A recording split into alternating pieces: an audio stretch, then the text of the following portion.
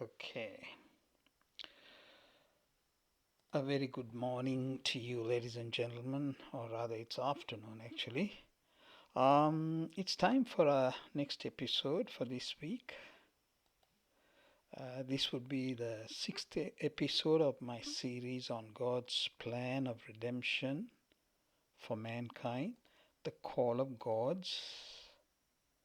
uh, the call of God on Abraham's life. Now, here are some important lessons that we can learn from our previous episodes. In the last episode, we covered some important lessons that we should learn in our walk with the Lord. Now, when there is a call of God on a person's life, God is not intimidated by our past failures. When God chooses to reveal Himself to Abraham, it is now up to Abraham to accept or reject the call of God.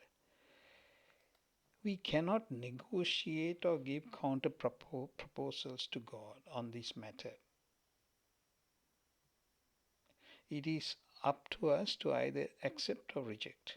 When we accept the offer of God, God expects us to trust in Him wholeheartedly.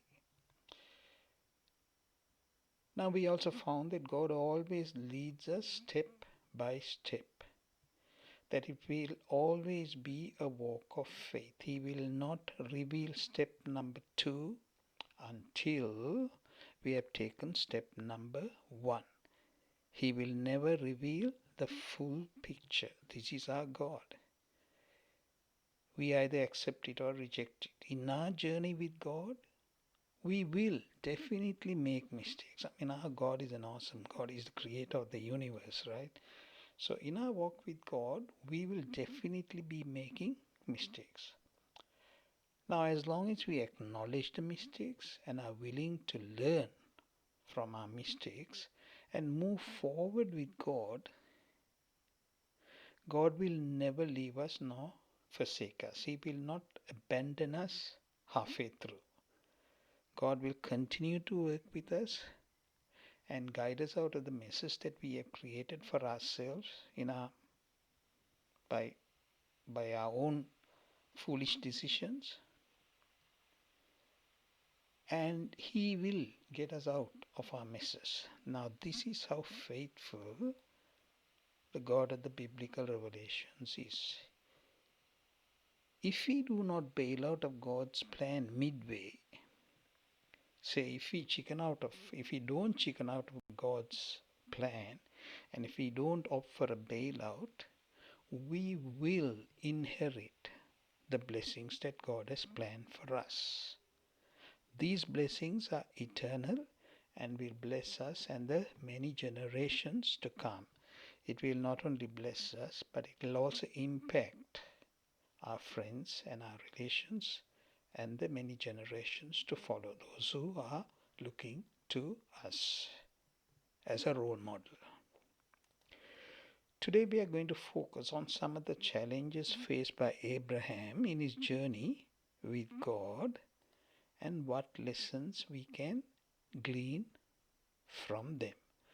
Now let's go to Genesis chapter 12 from verse 10. This is an episode on crisis management. The Lord our God is teaching Abraham a lesson, a very good lesson on handling unexpected crises. The Lord wants Abraham to be a winner or an overcomer in the most difficult of situations. Now, you cannot be a winner or an overcomer unless you have a crisis or a negative situation. So, in this episode,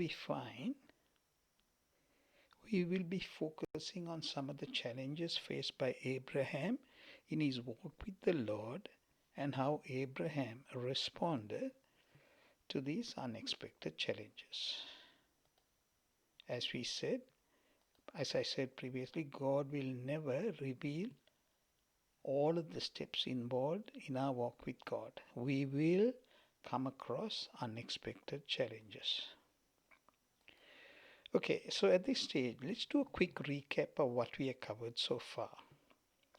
Abraham has been chosen by God to be the vehicle that God will use to work out his overall plan of redemption and salvation for mankind.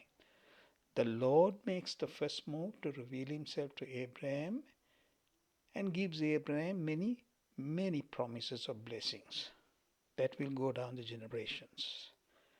I will bless you, I'll make a great nation out of you, you will be a blessing, I will make your name great, I will bless those who bless you, etc., etc., and those who come against you will perish.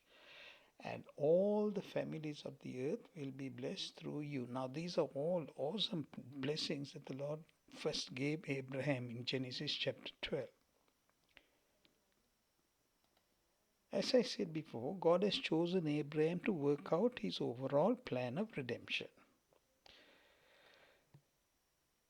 So, for this purpose, God is looking to Abraham to partner with Abraham. If Abraham decides to bail out of God's plan midway, the Lord will not force this plan on him. However, if he is to inherit all the blessings and the promises that God had pronounced over Abraham, he will have to carry out his side of the bargain. Abraham has to carry out his side of the bargain.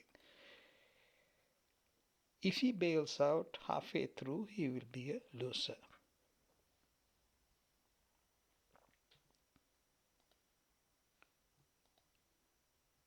So, Abraham will inherit these promises only if he fulfills and completes his part of the bargain. If he bails out too early, well, he will be a loser and he will lose out on all the blessings. So we found in our last episode how Abraham at the ripe old age of 75 comes out of his father's household in Haran and relocates to a relatively unknown land called Canaan. Now, after arriving in Canaan, Abraham is faced with a huge problem, which is threatening to wipe out his livestock and his family. There is a famine in the promised land. We are not sure how soon the famine came about after he arrives in Canaan. However, God in his wisdom permits a famine to come upon the land of Canaan. As I said, Abraham is on a steep learning curve with God to understand the character and nature of the one true God who has chosen to reveal himself to Abraham. We need to remember that he does not have the benefit of hindsight like us. We can look at the Bible, we can go backwards, we can go forwards, but Abraham does not have this benefit of hindsight. He is on completely uncharted waters with God, and God is using him as an instrument to pen out the Bible, the Word of God. So, what legacy will Abraham leave for the generations to follow? Let's find out. So, when we go to Genesis chapter 12, verses 10 onwards, this is the section of the Bible which gives us an account of Abraham in Egypt, right? Now there was a famine in the land. Now this is in the promised land. And Ahab